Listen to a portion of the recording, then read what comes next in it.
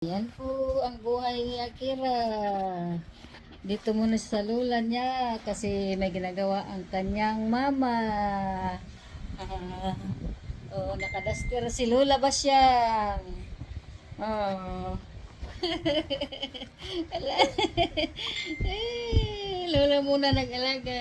Kaya may ginagawa si mama. Gagapangin yung cellphone. Ala. Oh, saan punta? Ha? Saan punta? Saan punta mo? Ha? Kukunin mo cellphone? Ha? Akin yung damit. Akin tong damit na to eh. Akin tong damit. Akin tong damit eh. Sus! Nadamit para lola. Lolang lola. Kay lola yan damit ah. Bagay sa lola yan ah. Ay, lola na si Akira. Tingnan mo ang damit. Hindi bagay oh. Hindi bagay yung damit niya oh. Ang haba.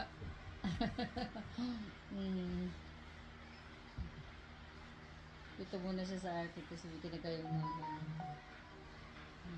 tumitingin yan eh. Chismosa yan eh. Chismosa na bata yan eh. Pag pinag-uusapan ang pangalan niya at lilingon niya. Anong gawin mo dyan? Dito lang.